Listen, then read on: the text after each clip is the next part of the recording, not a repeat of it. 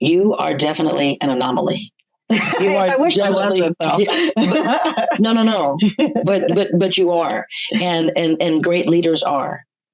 And how does that? And you're very humble, and but you're very direct.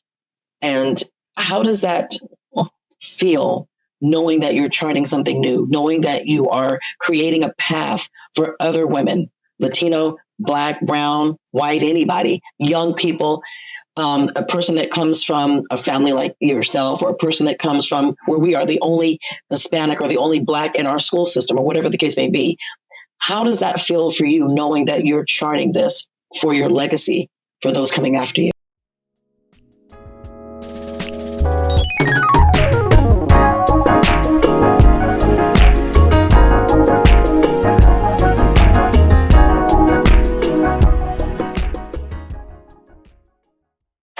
Welcome to the Going 180 podcast. I am Dr. Deborah Wilson, your host, and I am honored and so excited and elated to have the Sheriff Tina Nieto with me on today. Oh my goodness, Deborah, it's so good to see you, and welcome to my office. I know, here. I'm so excited. So we're going to just have a wonderful conversation. I chose to interview you because I have a high regard for you and respect from the moment that we've met.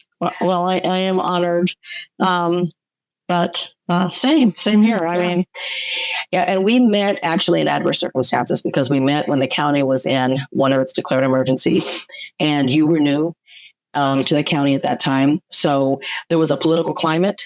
We had a new CAO at the time as well, and we had people in positions that had not operated in those functions before. How did that feel for you coming into that chaos, I want to say? Controlled chaos. I wouldn't even say that it was controlled chaos at that point. There are a lot of dynamics that were taking place in our county. Obviously, the people of our county wanted change, and I was big change as the sheriff. Mm-hmm. So I was elected. And then when I was sworn in, I became the first Latina sheriff in the state of California in its history. And I'm honored to be that person. There's a burden that comes with it, though. Mm-hmm. But on top of that, when I got sworn in, we knew that we were going to have a Pineapple Express hit our county. Uh-huh. And we knew that we might have some minor flooding. Mm-hmm. And we started, even before I was sworn in, I started attending meetings. And I can tell you, when I walked into the EOC, people were shocked. I walked in and I saw the faces, and they looked shocked. Absolutely. And you could hear the whisper saying, "The sheriff's here," or the new sheriff's here, the new sheriff's here. And I was like, okay, why is that so unusual? Because for me, that was normal. That's my job. That's what you do as a sheriff. That's what you do as a law enforcement leader. When I got sworn in as sheriff, I had like 34 years in the business. Mm-hmm. I'd come from Los Angeles. Mm-hmm. I'd been an executive in Los Angeles, Mm-hmm. then a chief of police here in the county. So I can tell you, though, so when you came into that setting, because I'm the logistics chief, and for me, being there now with the county 27 years and now serving in that capacity, I'm in logistics for 15 years, I had never seen the sheriff come in. And you were new, and yes, you were a woman, and it was all new for everyone for you to be there. But I think what really got me was your humanity, because you understood that those of us that were in that room are not first responders by nature. That's not our job function. You knew that we weren't used to being up all times of the night like you are. And we were there for the first 72 hours, at least overnight. You knew that was different. When I had my staff and it went a bit longer than we thought it was going to go, you came into our area, our immediate department of logistics, and you came in there often to make sure that we were okay. Well, one of the things that I found is that people need to know that their leaders care about them. Yeah. And, the Pineapple Express, and then we had 13 atmospheric rivers in a row. And we had major flooding that occurred in our county. Mm-hmm. So when we're talking about me being at the EOC and your staff being at the EOC and everybody who was at the EOC, that was 4 months. We were in crisis mode for 4 straight months. The power levy didn't break until March. Mm-hmm. So we're already 3 months into this one when that occurred. And so here's the thing that I've learned over the years is that people need sometimes for other people just to say the simple thank you. And as a leader, they need the leaders to walk in and say a simple thank you. I've always believed I'm not more special than the next person, right? That's the humanity piece, to realize that you're not bigger or better than the next person. We're all sacrificing for the common good. When you said that you used to being up all night, I was older, so I don't like being up all night. I'll just let you know that now. So, but even your team, they understood it, and they were so compassionate, and they were so graceful with us. Even when they called me at 2 or 3 o'clock in the morning when the levee did break. But you actually came in, and so we did other things, right? We brought in the karaoke machine. Remember, we had all different types of things, and you actually came in and just participated. And there were tears, and because it's an emotional. Yeah, and I actually there were some people who said, "Oh, that's so unprofessional." But you have to realize this is a 24/7 operation. Yes. Again, that went on for 4 months. People are tired. It's very serious through most of it. Yes. And very intense. Human beings can't operate in that kind of mode 24/7.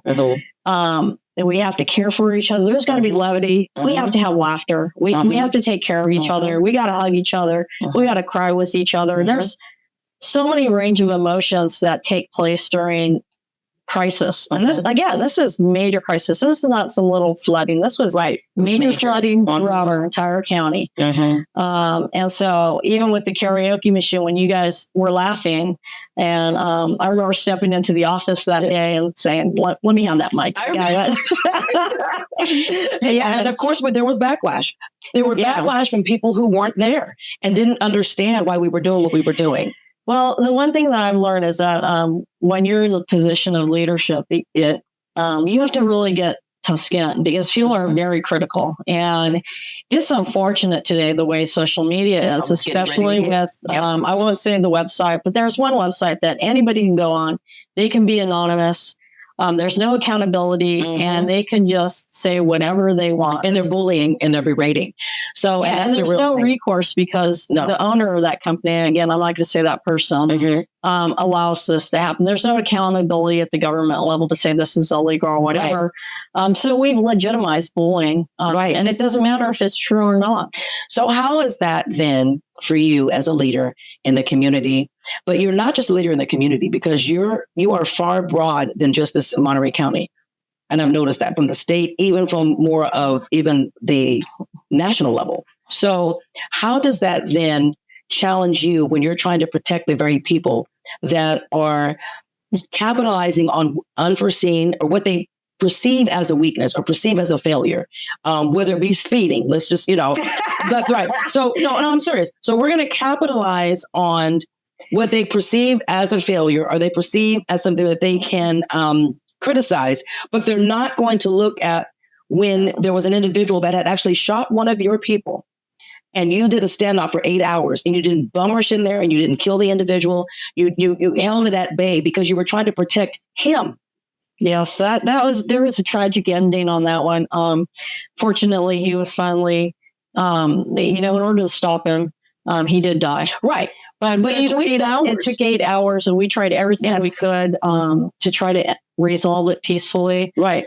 It doesn't matter what the situation leading up to it. Whenever law enforcement kills an individual in order to stop them from doing whatever bad thing they're doing to the community, it's traumatizing to everybody. Right.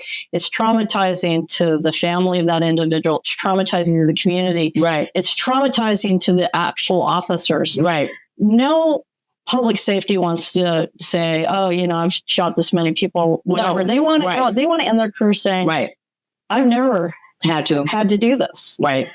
Because it stays with you forever. I mean, I lost officers from it, not killed, but just mentally. In general. Yeah, in general, they just sometimes you don't come back from things like that. And so what happens though in the public eye is, a lot of times, again, you're explaining this and again, in the way that you're explaining it. So some people have a level of compassion.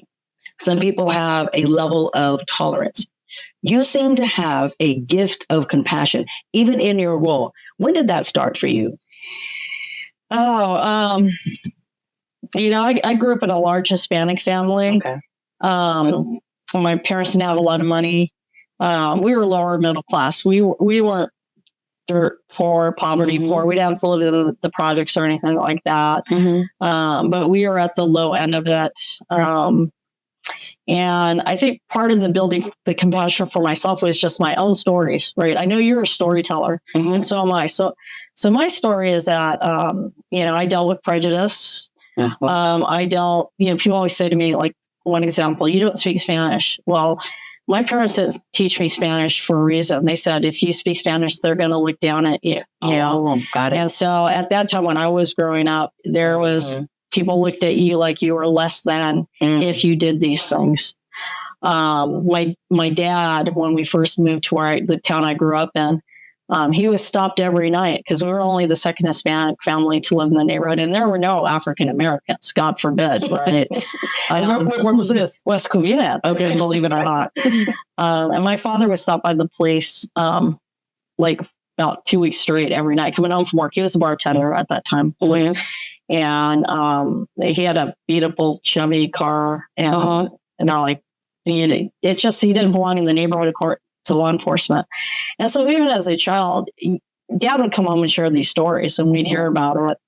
And as a child, you start thinking, well, what are we doing wrong? Even though I know we're not doing anything wrong, you still start questioning your identity about who you are. Is it just being you? Is that wrong being you? As you get older and you learn that it's not you and it's not wrong, and there's a lot of issues with society, I think that helps build compassion for other people to understand everybody has a story. Everybody's circumstances are different, and don't prejudge, right? Judge people off their character and what they do. But look, we're humans, so there's a lot of prejudging that goes on with people. And so you have a gift of compassion, and it starts from, when did you know that you wanted to go into this field? Or have you always know that you wanted to be a sheriff? What was your goal when you were growing up? What did you envision yourself doing? So, no, not going into law enforcement. Maybe that's why I'm a better law enforcement person. So I didn't grow up saying, I want to join law enforcement. In fact, nobody in my family was in law enforcement. Oh, really? My brother ended up becoming a reserve officer for an agency, my younger brother. But really to make a career of it, I was the first person in my family, even my extended family. I don't have cousins that are cops or anything like that. I am the only cop in a big Hispanic family. Oh, wow. So were your parents proud? Did they live? No, actually, my parents are still alive, but my mother, they kind of try to discourage me. My parents have forgotten those stories. They'll never tell you that, but I do remember. She tried to discourage me. It started with, you realize you might have to arrest your own family members. Oh, come on now. Yeah. There we go. And some of them, I'm like, they need to be arrested, but that's another story for another time. That's another segment.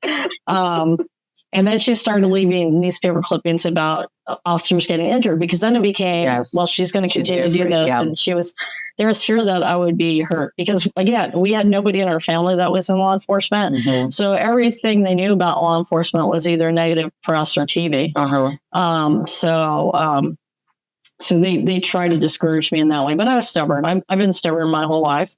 And it worked out to your benefit. Yeah, it did. And so, but that was what already in college. When I was in high school, I wanted to become a marine biologist. Wow. Like most younger women, I wanted to work with the dolphins and the whales, right? Maybe I saw Flipper too many times. I'm not sure. But when I started community college, because I'm a product of the public school system. I went to community college, state college. That's good. Graduated from, public high school.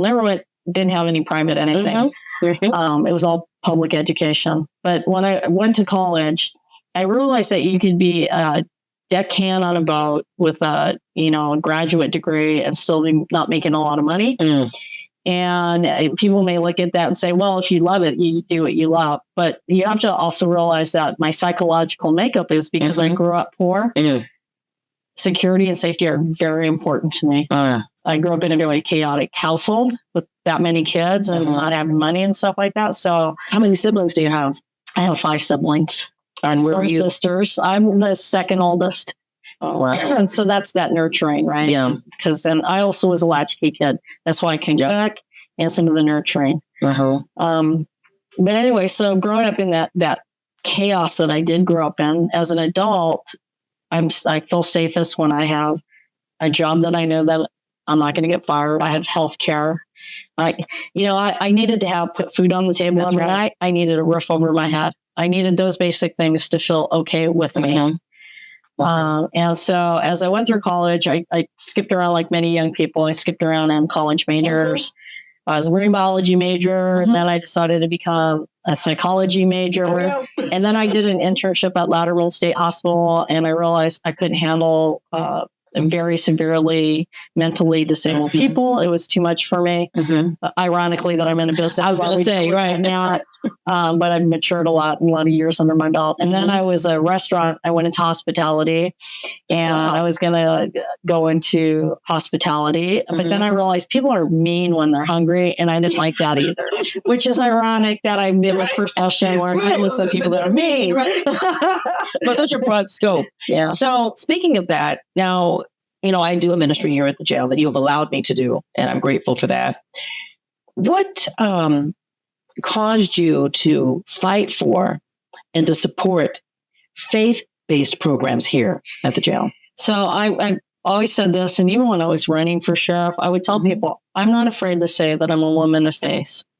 I respect who you are. Please also respect what's important to me. And faith is very important. For me, faith, belief in God, and belief in something higher than ourselves, to me is hope. People need hope in their lives. And that's what creates hope for me, for the future of humanity, for the future of mankind. Sure. It ties in with the compassion. Faith, because we get in our own heads, and I know like on your workbooks and stuff where you work with the community and they have to keep notes and stuff. And I'm not a good journaler. And I've never been a good journaler. But for me, that what's kept me even killed, gets me through things is my daily conversations with God. Now, some of your viewers may look at it and say, wow, she's having a conversation with God in her head. I feel, I do. I talk to God on a regular basis. Yes, and to always pray and not fight. Absolutely. And, some people, I guess I pray in my way, but my way of praying is a conversation. That's right. Is the conversations I have with my higher power. In this case, I believe in a God. I was brought up in the Catholic faith, but I rebelled. So I go to Christian. Church now. I like the music. Oh, come on. Yeah. I like music. So in your journey, the podcast is called Going 180. And one of the things that we started, it actually was inspired by your facility and by yourself and by your staff, that allows us again to have this faith-based program here. And it's a milestone program. Really? Yes. So imagine that they are getting practical and spiritual, tutelage and counseling and mentorship, but they're also getting time off the end of their sentence. Wow, where does that happen?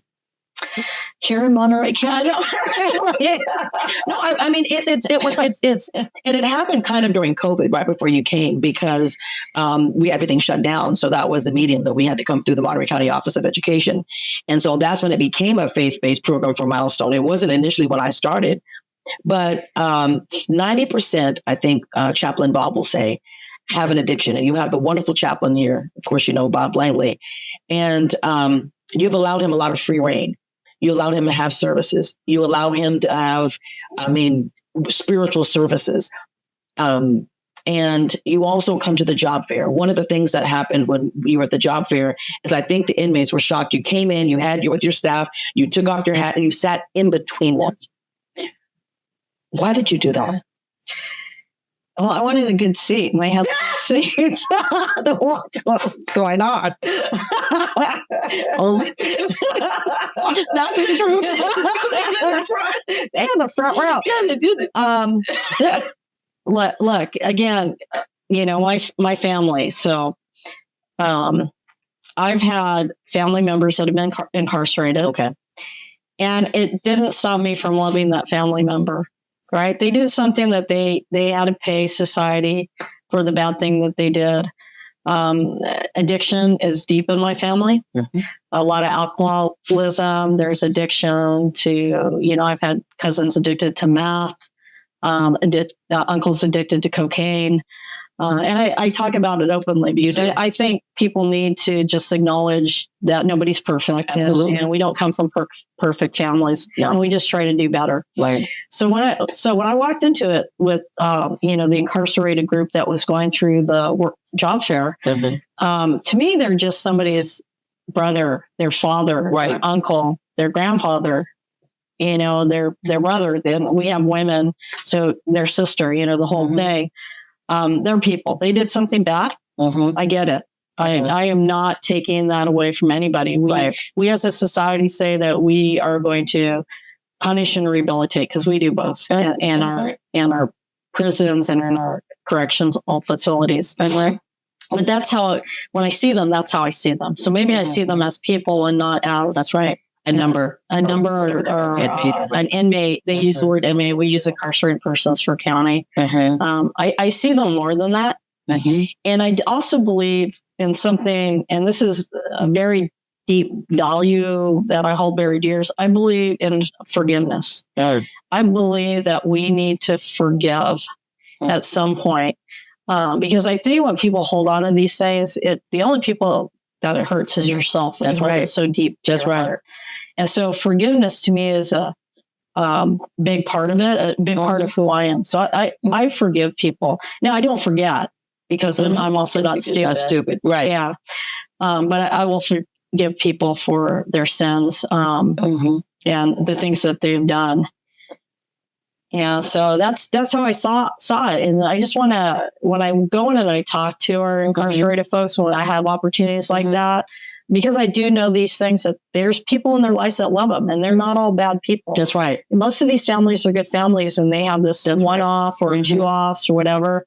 And I got to tell you, I've been in this business now for 36 years. So I meet families like this all the time where they ask me my advice or they ask me about their incarcerated loved one, or I get it, a message, or, I get it from, like you said, my scope is beyond just Monterey County. Yes, it's at the state, it's on the national level and even internationally. But I get phone calls from people because I pick up the phone. I talk to people. Yes, you do. And I get things like, it's not even happening in my county, and I get a concerned parent, hey, my son, my daughter, whatever, Tina. And I always start with, I can't give you legal advice. I'm not a lawyer. But, but you always have something to give. I have something to give them, hope, if anything. And how does it feel to be charting a new path? You are definitely an anomaly. You are. I wish I wasn't, though. No. But you are, and great leaders are. And how does that? And you're very humble, and but you're very direct. And how does that feel? Knowing that you're charting something new, knowing that you are creating a path for other women, Latino, Black, brown, white, anybody, young people, a person that comes from a family like yourself, or a person that comes from where we are the only Hispanic or the only Black in our school system, or whatever the case may be. How does that feel for you, knowing that you're charting this for your legacy, for those coming after you? When I was with the Los Angeles Police Department and I promoted to captain, it's a command staff level, and I was the first Latina then that did that. It hadn't hit me when I first did that. Where it really hit me is that I was at an event early on, and they introduced me to the community. And then when I got done, I was in East Los Angeles. So I was assigned to East Los Angeles. Yeah, when I got done, a young mother and her child, and they were Hispanic, came up to me and said, "Oh, could I take a picture with my daughter?" And I did, because I smile, and but then afterwards, when I was thinking about that encounter, I realized I'm a role model for these young girls, these young women. Absolutely. That they can do this too, because I'm the first. Right, the first are always this thing, and it was actually, if I want to be honest, it was a little scary. Like, am I going to let people down? The imposter syndrome. How did I get here? I didn't really do anything special. Although I did know, inherently that I worked hard to get to the position. Absolutely. But a lot of this, the fear came in. I don't want to let them down. I don't want to disappoint. Because I also know in our society, when the first fails, everyone goes, see, I told you so. That's why we don't need any more of that, because they're going to do that. So failure is one of my, like many people, is one of my greatest fears, that I'm going to fail. Here's the thing, though. I also realize that we do fail, and we learn from our failures, and we become better. That's right. But we are not failing. Sometimes I do fail. I do fail. I mean, so speeding issue is a failure, right? It's a leadership failure. I have to hold myself to a higher level, and yet I was stopped twice, and only twice, for speeding. What the community doesn't know is that first stop where I seem a little harsh, is they don't realize, and I talk about it now because the complaints down the road now, is that young man was actually driving reckless, and that I was doing it in my duties. And it wasn't him pulling me over. It was me making a complaint to the CHP regarding his reckless driving. The county knows this, but at that time, I couldn't go to the public and say, this is why I'm doing it. Right. As a leader, I had to stand there and I had to take it. I had to take it from the community. Oh my God, you've been speeding so many times. And I had to apologize for the 2 instances where, yes, I was speeding. And, granted, I wasn't, because I've heard reckless or whatever. Yes, I was speeding, but it wasn't in and out of cars type of thing. But it doesn't make it right, no matter what I was doing. Right. So I, even as a leader, I had to tell the community I was sorry that I did that. You're right. I didn't hold myself to that standard. But also, the same thing is I'm also human. Thank you. And when you're at this level, sometimes it feels like an impossible standard to live up to. You're in a fishbowl consistently. Yeah, people look at everything I do. There's the criticism. Yes, even when I'm not doing anything wrong. I mean, it's just crazy stuff. I was listening to, I think it was Denzel Washington in a recent interview, and he was saying that he really feels and prays for this generation because we put something in their hands that we can't even control, which is this social media medium that allows us to hate and love, and allows you to be, prosecuted right there on social media by ignorant people. Excuse me, it's ignorance. And so does that challenge your position? Not your position as sheriff, but your position, even in the people that work for you? How does that challenge them in the field? So, one, again, even those my failures, my entire agency pays for any failures that any leadership has. Because that's the criticism when they're dealing with the public. They're going to say, well, you guys, your own leader does this or that or this or that. Sure. And that's a hard one. That's a hard one. You got to move beyond it and say, okay, I'm going to be better, and I'm not going to do this. And it's being human. So that's a hard one. But the way that we can just say things about people without doing it, it's cruel. It is. It's inhuman. It is. We're taking away some of our humanity with it, in my opinion. But I mean, there's something to be said about. Like it's so overwhelming at times. It's like it can be. There's something to be said about transparency. There's something to be said, and we know this in our generation. We were raised with everything that happens in the home stays in the home. We do understand that there were some things that were going on in our homes that was bad, and we understand that keeping quiet sometimes caused a lot of other things: addiction, trauma, mental illness, all those types of things. But now we have this non-discriminatory platform that is, if not more dangerous.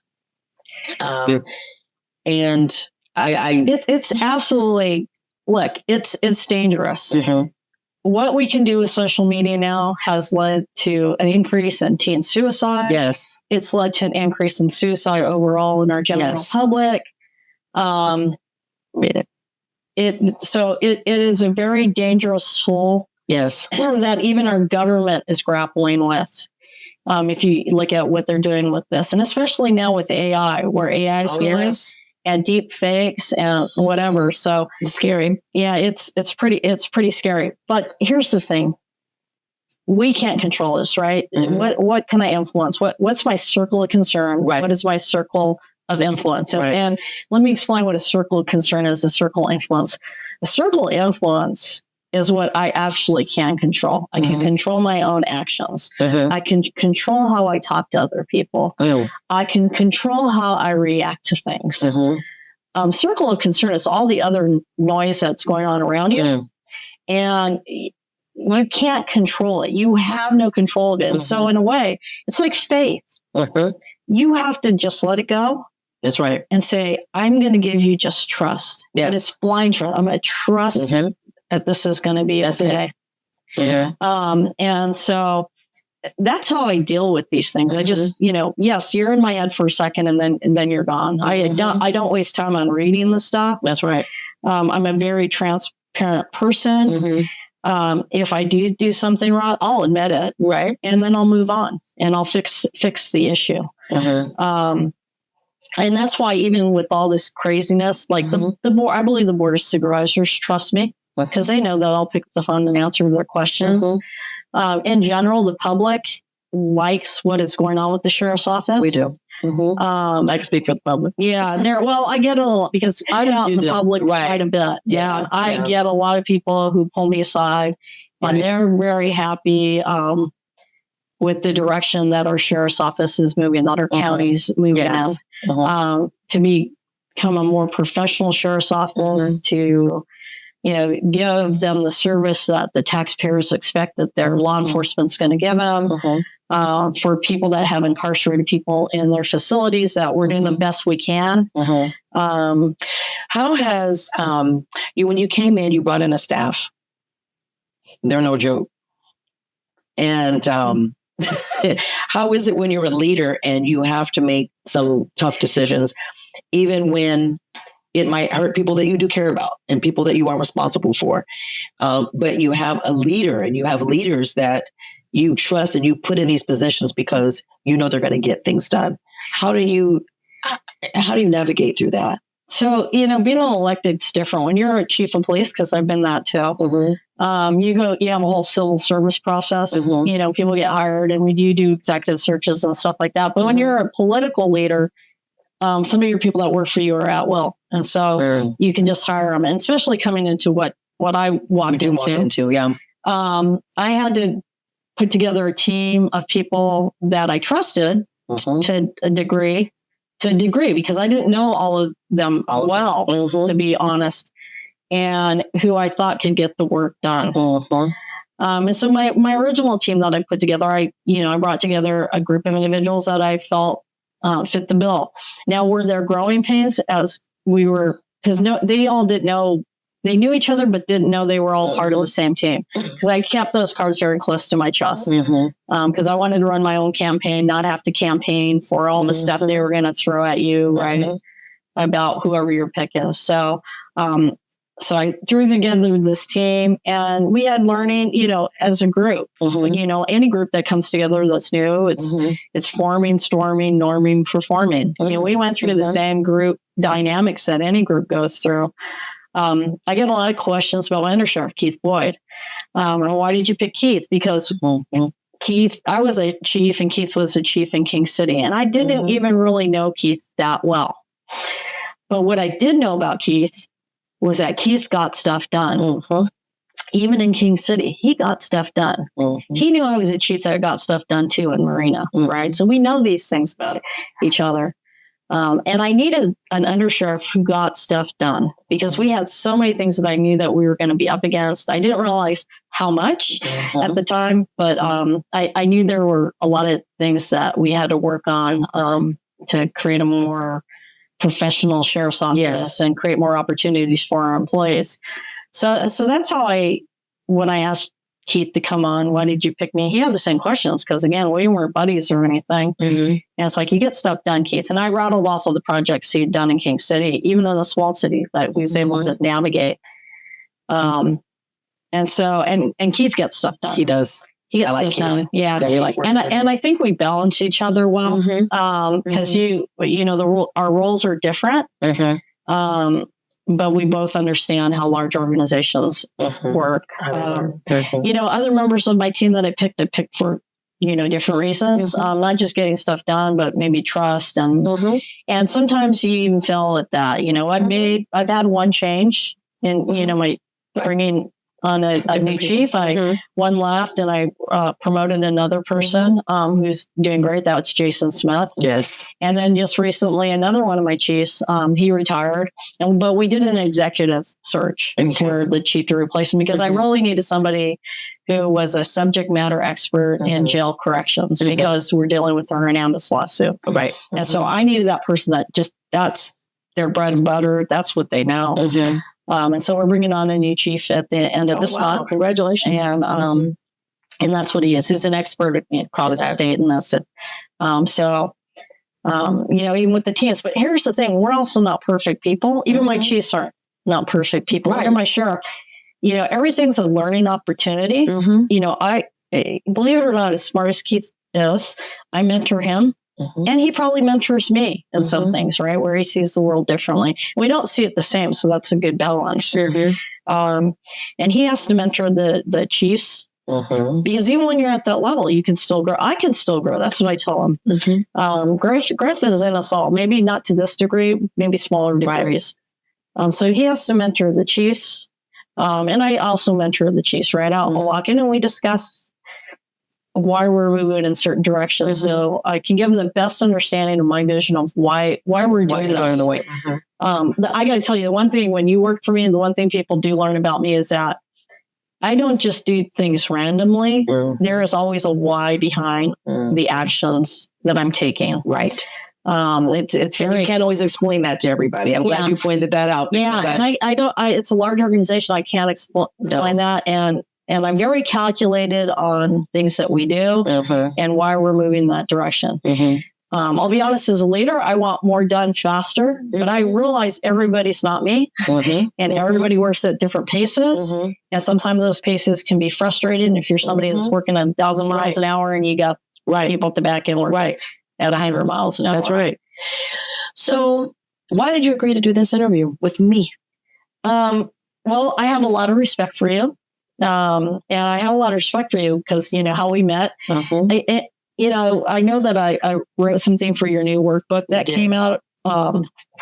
But really, when I first, and it's true, what I wrote in there's true. When I first met you, I had no idea who you were. You were just somebody else in the EOC. Because these are people, I didn't come from the county. I was brand new to the county. I'd only been a county resident for 6 years at that point, or 5 years. So I didn't even grow up. So it's not people I grew up with or had these relationships with. Everybody was just a face. I knew everybody worked somewhere in the county. Didn't know who the bosses were. Didn't know who the outside of the CAO maybe because you both started around the same time. We started at the same time. We introduced each other, and I didn't even know who the directors were. Right? I didn't know who the heads of the departments were. They might be a face because I was a political thing, but I didn't know them. So I didn't know you from campaign. Yeah, but I knew what section you were running, and we would talk, right? Because you're managing a large thing, and I could see that you were taking care of your people. And let's face it, everybody's at different levels, so not everybody took care of their people the same way.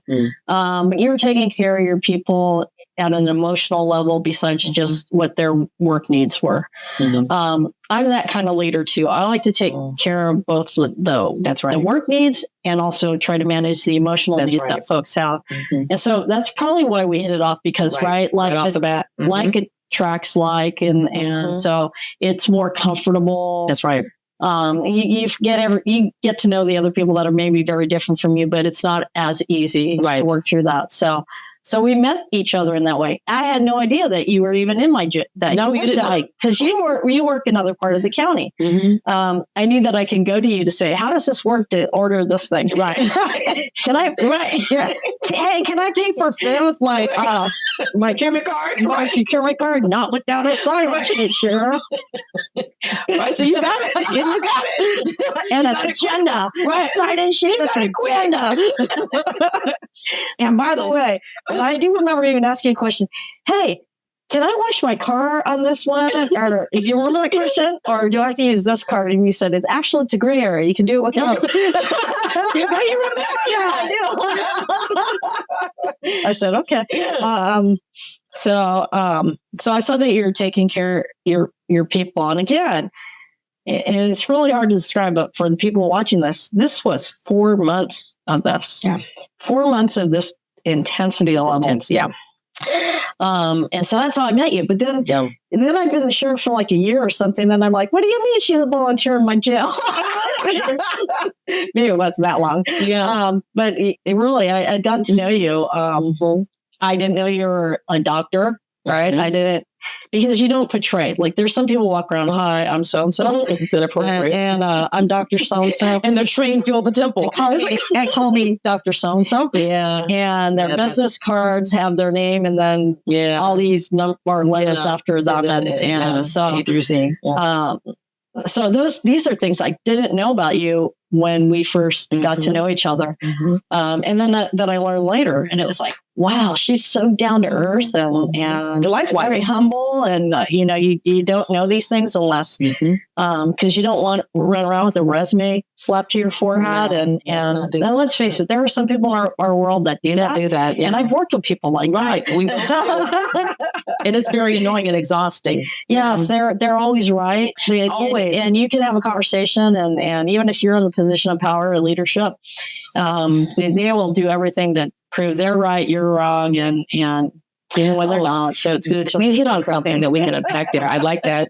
So, because of the position that you're in, let's not diminish the power. Let's not do that. Let's not diminish the influence, because it's definitely there. If nothing else, by position alone. How do you, and I don't know if you grew up seeing bullying, because I know I did, and I have a really hard time with bullies. What is your take on that as we, kind of come to a close? But I just want to know, because you are a person of, I would say, ultimate power. I want to say that, being the sheriff. How does that impact you? And what do you feel about bullies? This is one, I've always had a strong personality. Sometimes I think, did I bully anybody when I was a kid? And in some ways, when you look at how we measure bullying, I might have made fun of kids to fit in. And that's a form of bullying. We've all probably done that. And looking back at it, like I'm sorry, I'm ashamed if I partook in that, and I probably did, because I was a kid growing up, and you make fun of other kids that whatever they called it back then. Yeah, it wasn't a pattern though. I want people to know this. This is right. I feel sorry for bullies, because I think when people bully, it's because they feel a lack of something in their lives, a lack of power. This is a way for them to fill a void that they might not have. That again, that's why faith is important to me, because I think faith fills a lot of voids in people, so they don't have to. So true. Yeah. In fact, I was driving to work today, and I was thinking about, because I was thinking about this interview, and I was thinking, God's really our father, our mother, or whatever. And so there's God in all of us, because there's God in all of us, in His nature and image. Yeah. And so we try to live up to the expectations of our Father. But then when you think about it, I'm going to get really deep here. Satan was one of His sons. He was one of the angels. And so the most beautiful one. Yeah. And so ran the choir. Yeah. So Satan is like our cousin. Right? We have the same father, our nephew or niece. So there's a little of the devil in all of us too. Help us. Yeah. So we have to temper what genetically we've inherited. And help us. That's why, again, with Hope with Families, is that you got a little bit of both of you. And I don't care how righteous and pious you are. Everybody's got a little both in them. Right. And we're human. Yeah, we're human. So for bullies, right? I think for them it's a void, and I really do think the devil's filling that void, and they're doing things that are hurtful, or they're harmful to somebody else, to humanity, and so I think that's something that they lack inside. Because it's something they lack inside, and I got to tell you that, and God tells us that He fills the void if we allow him to. And the devil is just pushy. So if we just have that void, he's going to fill that void without even asking. Without even asking. Yeah, he's just going to fill that. You're right. So, bullying is that I feel sorry for people that are bullies, because I know that they're lacking in something in their life, that they've had some traumatic thing that has caused them. That's unresolved. That has caused them to be this way or think this is okay. Because I don't think all bullies think it's okay when they think about it, but there are some who think it's okay too, and are just that. And it's, I don't know, I pray for them, and you try to figure out what the underlying cause is, and we try to create experiences that change the behavior, that change the dynamic for them to realize there are other paths that we can fill these voids with. Right. That's why I like the work that you guys do, is that you're helping people see that there are other paths. There's other ways of filling that void. It's not just bullying, it's addictions or void. And the way we act, how our families brought up, they taught us to be that way. And there's other ways to pull that out of us and put something else positive into that. So after 36 years of being in corrections and then in leadership, I always tell people when they come to the podcast, if you could label, because the podcast is called Going 180. Season 1 just happens to be Talk to Me Here. That means don't wait till I get on the other side of everything that I've gone through. Talk to me while I'm going through it. And even though you're going through this whole, as you're creating this whole charter path for everybody else, if somebody asked you, Tina, what is your story of change? What would you call it? Regardless of whether it's personal, whether it's here, whether it's your leadership, whether it's your vision. I guess it's as simple as leaving the world a little bit better.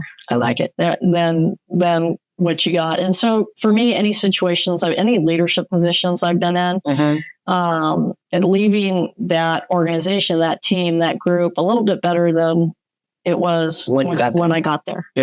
Whatever that means. I don't know. Was it? Yeah. When I was younger, I used to carry I like to read. So I used to carry a bookmark in my stuff, and the bookmark, it's and I'm probably going to get it wrong, but it's taken from a tomb in a story where a gentleman said, I wanted to change the world. So I got involved, in his local government, change the world that way. And then he realizes I can't change the world this way. So he said, what, I'm going to change my family. I can do my family. I can change them. And then he realized I can't change the world. Yeah, I can't change the world by changing my family. And then finally he had the realization that he could change himself. And then when he changed himself, he realized by changing himself, he could change his family and he could change the world. And so I'm a lifelong learner. And I believe that change, you start with yourself, and that circle of influence gets bigger as you become a better person and learn these things. Who was somebody that you looked up to growing up? My mother. So, and here's why my mother will always be my hero. And my mom has dementia and Alzheimer's now. And so I miss my old mother, but I also realize that God doesn't give us anything that we can't handle. And my mother, and my mom and dad are still together, and my father. Wow. My father's an alcoholic, so and I share that openly. And so, my dad would go in and out of jail for the alcoholism. And my mom was, again, we were poor, and my mom was trying to raise the family. And my mom stayed with my father through that. She was able to raise the children. None of us are in jail. My siblings, right? We all have varying degrees of what we do for careers. We grew up with the same values, to value taking care of our communities, taking care of each other.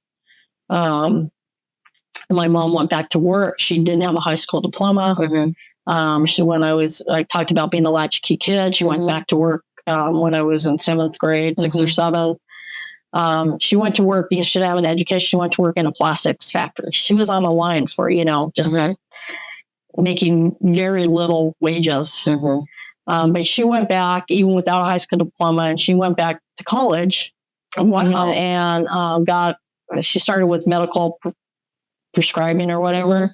By the end of her career, she was working for a hospital running their billing department. Oh, wow. And so my mom was a very strong woman. And I saw her as being a very strong woman to have to go through that. And being an older child, being one of the older children, because I was number 2, I also saw the pain that my mother went through with my father and some of the issues that we struggled with. And my mom survived that. Did that impact you? Your relationship? Probably. Well, I love my father. I love my father. I will always love my father. And again, they're still alive. And I argue with my father on things about my mother. But I will always love my father. That's awesome. But even with my father, there's that hurt and that trauma, right? From childhood. But I've forgiven him for that. For my mother, it's different. I not only love her, but I have a super high level of respect for her. Yes. And so I think my mom's perseverance, her ability to overcome challenges that were thrown along the way, kind of shaped me to be that kind of woman, because she was my hero. You're right. You want to be your hero. Emulate your hero. So I'm very grateful that God gave me my mother that I had to help me to become who I am. But he gave me my father for the empathy piece of it and the compassion to understand that it's a balance, isn't it? Yeah, that you can still love somebody who's very deeply flawed. Wow. Well, I'm so grateful that you did this interview. I'm beyond blessed. I'm honored. I am elated. And when I called to get the interview, you gave me the 2-hour block, and I'm excited. So one of the things that I want you to do is you wrote a foreword for Kingdom Bootcamp Volume 4. I want you to read it. You're probably going to use your voice for something else. But I want you to read it, if you will. I think it's a couple pages in. Yeah, we're going to do that. Yep. Well, I didn't even mark that piece of the book. Is there something that you wanted to talk about in the book? No, I was just like looking at it, like, the cheating cliff notes. So for people, I'm glad you did that. So when they're struggling on that, they can just go straight to the cliff notes. Yeah. So I'm going to have you read it, because I'll probably use your voice in something else as I get ready to continue to. And I cry. And you know what else? You've allowed me to come in and be a safe place for the inmates or the residents that are here. And I'm able to interview some of them. And I really appreciate that, because where does that happen again? In Monterey County. I think it would happen in more places if we all saw the world as humans, that we're all humans trying to survive. So, okay. Oh, no. I first met Deborah Wilson under the most unusual circumstances. I'd just become the sheriff of our county, and a series of storms were headed our way. This marked the beginning of the Monterey County 2023 winter storms and the Pajaro levee breach, a 4-month ordeal that brought widespread destruction and hardship to many Monterey County residents. Heavy rains, toppled trees, power outages, and flooding defined this challenging period. Amid this chaos, Deborah emerged as a beacon of hope, serving as part of the leadership team tasked with navigating these emergencies. It was in this environment that I witnessed Deborah's humility and deep care for people. Later, as the sheriff, I got to know Dr. Deborah Wilson in a whole new light. First, I discovered her profound impact on people and their families through the Kingdom Bootcamp. Her dedication and compassion were truly inspiring. Second, I learned of her incredible talent as a writer. Dr. Wilson has a God-given gift for articulating stories and examples that show us how we can become better individuals. Third, I realized that God is with us every day, guiding us to make better decisions through his touch on our hearts, minds, and determination. Dr. Wilson has taught me that God provides us with scripture, testimonials, metaphors, and exercises to help us grow as people. What I know is to be true is this. God gave us Deborah Wilson. Her books, including this workbook, are written from the heart. If you open your heart to your words, they have the power to transform your life for the better. Thank you, God, for inspiring Dr. Deborah Wilson to share this journey with all of us. Sheriff Tina Nieto. I just wanted to add it. And when I just wrote this last part, I kept saying, well, this is what I know to be true. God, this is what I know to be true. What I know about you. I'm going to start crying too. So just, anyway.